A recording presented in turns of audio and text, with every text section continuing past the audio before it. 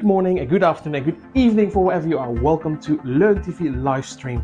And today we're going to have an interview with Ian Robertson, who is in the travel. And believe me, he traveled around the world. He's seen a lot of things, but he went from chef to a travel agent. No further ado, enjoy watching the interview with Ian Robertson. Hi Ian, welcome. Thank you very much, and looking quite excited about having this conversation with you. And how are you so far? How was everything going? It's July when everybody's traveling, so it's the exciting time of the year, really, July and August. So it's just brilliant, really really good. I'm going to start with your quote. A winner is a dreamer who never gives up.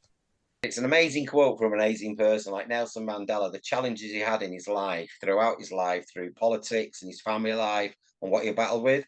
I think anyone that runs their own business, you go into it with a vision, you dream about it, you want to do it, and you have your obstacles. And believe me, in travel with COVID, you never ever dreamed of planes being landed and people never ever traveling.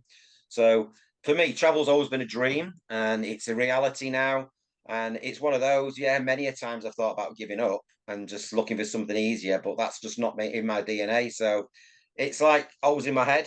Whatever happens, I won't give up. Sometimes we all think, well, it's been a bad week, and look for something else, and then the next day you put it down and go, why bother? I love what I'm doing. It is a travel to me is a journey, and it's a dream.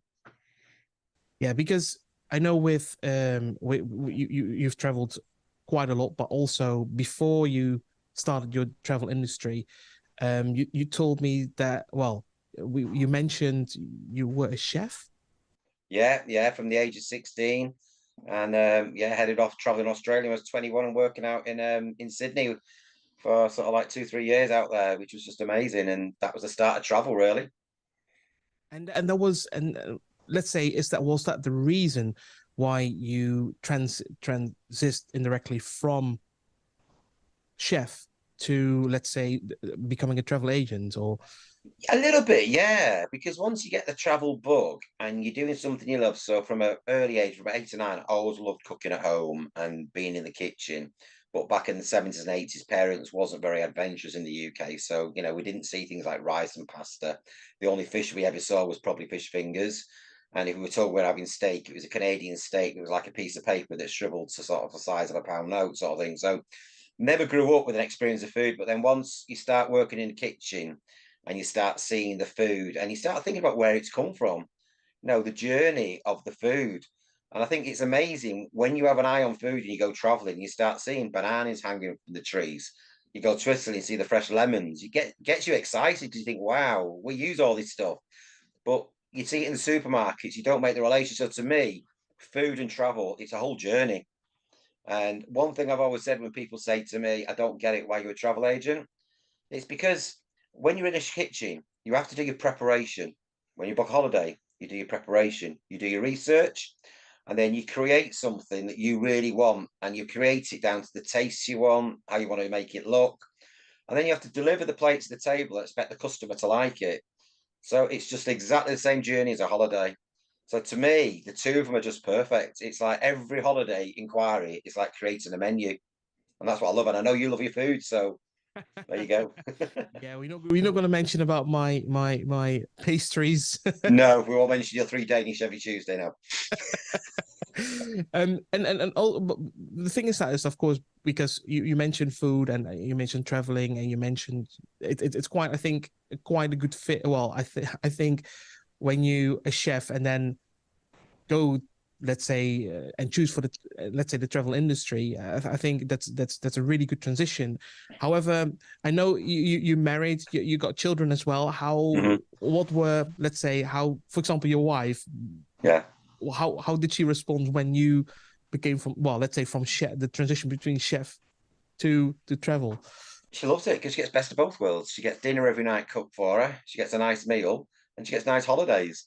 One thing she doesn't like is when I have to go on the fam trips where we get invited out to go to different countries with suppliers to go and do our educationals. She doesn't quite like that because I've been to probably 11 or 12 countries already in the last 18 months. So she doesn't like that bit. But then when we get a holiday, she loves it. Well, my children, my son who's 23 now, he's in the financial market. He's a financial advisor now. As a child, he worked with me as a chef when I was a head chef at a golf club. He used to come in and work with me, so he had a passion for food. He's 6'4" and a big lad, and he still loves his food and he loves cooking, but he's in financial services. I've got a daughter that's 21. She loves her food, but she's trained to be a nurse, so obviously living on pot noodles. She's at third year in university, so has a passion for food and drink. And I've got a 15-year-old who loves the food. So I think food is one of those things, if you make it interesting for children as a young child, instead of popping jars, we used to create all sorts and put it into ice cubes and put it into bags. So our children grew up tasting different types of food. So even when you have babies, if you start being creative and making fresh food for your babies, all our three children have grown up and they eat everything: meat, seafood, they're adventurous. So I think that's the other thing about food and travel. It's an adventure, and that's what I love about it. So if it comes to travel, what's your favorite destination? Oh, it's going to be Australia, where I first started my life, age of 21. And like I say to a lot of people, I traveled in 1991. There was no Google, no mobile phones. We just had books like this. We just had books where we had to read a book, and then you'd find a map and you'd follow the map and things like that. This is what we lived on in the early 90s. So it was exciting because you sat on the plane reading this book, going to a country where you've never been before. Um, so no, Australia. I mean, I've basically done the whole of the East Coast, travelled the East Coast, basically from Adelaide right up to the north of Australia to Cairns and Port Douglas. Been out the Barrier Reef. I've not done the other side yet, which is obviously something. But the thing I love about Australia is you could be lying on the beach in surfers paradise and then go for 4 hours down the road, you'd be on the ski slope. So I've got friends out there now skiing. So it's just an amazing country. People are amazing. It's such a diverse country. The culture's amazing. And if anything, it's the most laid back country you'll ever go to compared to this country, obviously. Yeah, well, I've never been in Australia. I think for me, when it comes to if I let's say on my bucket list will be still New Zealand and Australia. Yeah. So I think if I need to go to Australia, I will come to you and ask for, tips and tricks and where to eat in Oh, all these places and etc. But let's say after you've traveled to Australia, I think you also have done cruises and all these things. And I know that some people out there are wondering, like, let's be honest, there's a lot of people who haven't traveled around the world. What will be your advice to them, to, let's say, if for somebody who've never traveled? if anything, it's got so much easier now, even to the day where, if you go into somewhere like Australia or America, you can go online straight away and do your ESTA visa. But when you go through a travel agent, we literally walk you right through. I've got a lady going on holiday with the children next week who's not traveled for 5 years. And everything's changed now. You don't need to go and queue up anymore. We do the online checking for our clients straight away. And we tee everything up, so when you get to the country, we talk you through absolutely everything. So if anything, if you've got to travel, you've never traveled before, it's probably easier now than ever. I mean, you can literally travel the world with everything on your mobile phone or your QR codes to get you into countries like Mexico. You have to pay an exit fee. You basically download a QR code, you zap it, and you pay. So traveling's got so much easier now. But I'd say anyone that hasn't travelled in the last 5 years really does need to speak to a travel professional, not necessarily just me, but someone in travel, because it has changed. It is easier, but you could spend a lot of time worrying about stuff. But it is the best time. And when you talk about sole traveler, know that this year there's been a record amount of sole travelers traveling over the age of 50.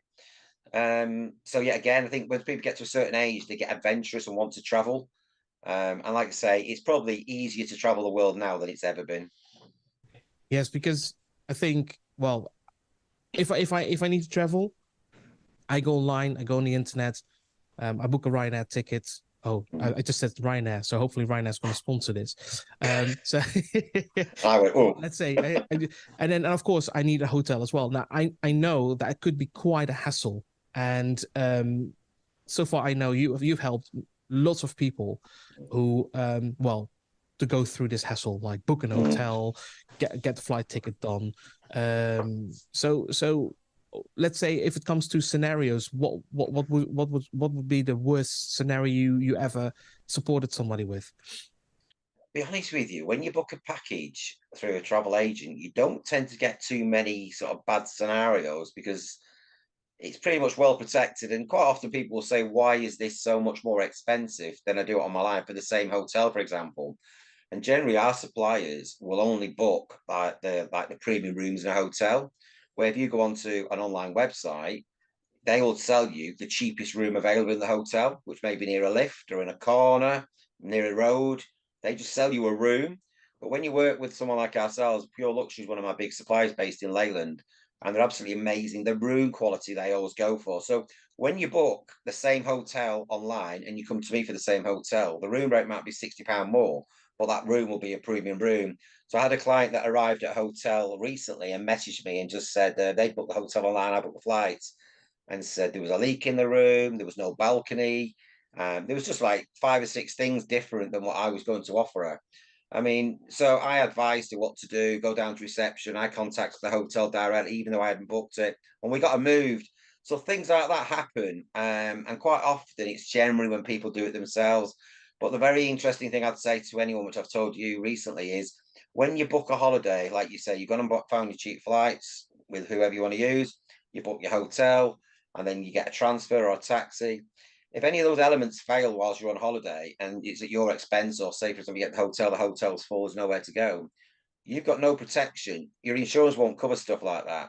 Where if you go with an atoll protection, you get a certificate that covers all 3 or 4 elements of your journey, even parking your car. If you park your car and book it through a travel agent and you do park your car, you fly, your hotel, you get transfers, that comes on a certificate which is atoll protected through the government, the CAA. So you're totally covered if anything doesn't deliver. So I'd say for anyone, that's the biggest advice I'd give to people. You can't really put a value on that security, can you really? So if somebody wants to book a holiday now, let's say a last minute, or Yeah. want to book something special, what Mm. will be your advice? What will be the steps to follow? I think the main thing is be flexible. There's lots of last minute holidays at the moment because people like Jet2 and EasyJet, well, I'd say definitely Jet2 have added more flights and more planes through sort of like August and September and October. So suddenly there's more flights come available, but sometimes those flight times are latching onto other routes. So it may be landing at 2 o'clock in the morning, where if you're going to book last minute, you can get some amazing deals if you're happy to be flexible on flights. And the big thing I've noticed also recently, I've just done for a client who's based in Bolton, wanted to fly from Manchester, but got family in Leeds. So we looked at the price from Leeds. It was £600 cheaper to fly from Leeds on the same holiday, same hotel, and the flights were probably half an hour apart. So if you flexibility is the best advice for anyone really. And if you're looking for a special occasion such as like an anniversary or a 50th or 60th, we've got a company that I mentioned before, Pure Luxury, where they have a concierge part of their business. So I've got a client who's just booked a holiday now, and he's going to do something very special on his holiday with his partner. And we're arranging for him to go to the best hotel in Singapore for a meal. And we're planning that separately for him. It's not part of his package, but we're planning that for him. So we can just sort of do those different things if it's something special. But definitely the best advice for anyone is talk to a travel professional, be flexible on flight times, and even consider different airports. And then before we go, Ian, you are in the travel business for years, and of Yeah. course, with your experience, let's say that somebody wants to start their own travel agency Mm. tomorrow. What will you advise them to do, or what will be the best way to become successful like yourself? It's really, really hard. You're coming into an industry that's basically been stopped and it's a restart. So, in fairness, I think any travel agent would say to you at the moment, it's probably not the best time at this moment. Yes, people are booking holidays, but people are very cautious after COVID. So it's one of those really, you really do need to get some experience in travel. There's lots of franchises out there that you can join, but I made the option to basically go on my own. So this is purely my own business, 100%, no franchises where there is a lot. So anybody that's looking to join and got no experience, there is franchises out there. And, I'd consider probably joining a franchise where they'll train you and they'll help you, but there's very few companies that will give you leads or inquiries. So, such as myself, I create every single inquiry. 99% of my bookings are referrals. So I'd say anybody going into the industry, you know, you need to have a good network. And the biggest thing is do not rely on family and friends because they will never book with you. It's one of those where you think, I've got a big family, I've got friends.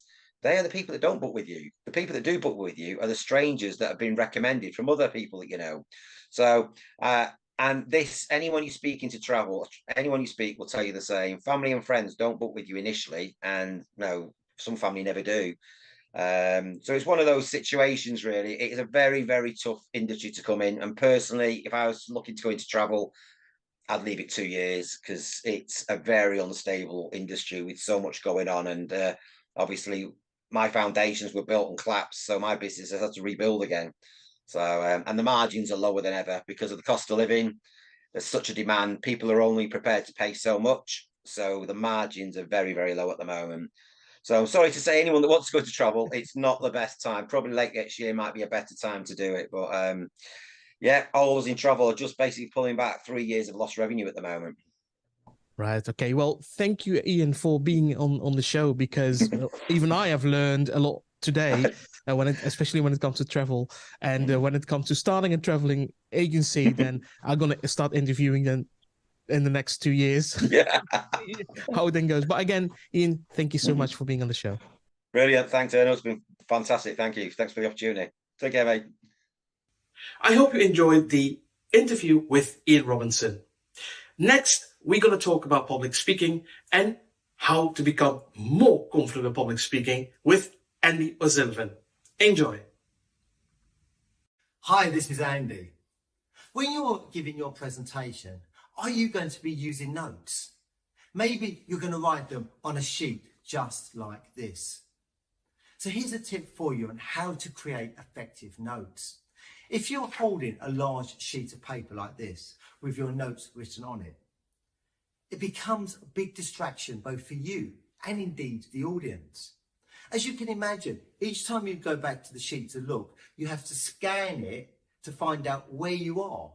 So you start at the top, you scan, start at the top, you scan. Therefore, you're breaking eye contact with the audience for a long period of time. And the second is if you're feeling a bit nervous, they can see and hear the sheets making a noise as you're flapping it around. A far better way, both for you and your audience, when you're using notes, is to get the sheet and make small little notes that can fit in the palm of your hand. When they're like that, you can look, see the point, look back at the audience. Look at the point, look back at the audience. Number them, just in case you accidentally drop them, and then you just swap them over while you're talking. And if you're moving around, your hands are free, you can gesture, and you look so much more natural, so much more relaxed. So the tip is to always use small pieces of paper in the palm of your hand rather than big sheets. You'll look and you're going to feel far more confident. Thank you for watching Learn TV Live. Do not forget to like or to subscribe, and I hope to see you in the next episode. Thank you for watching.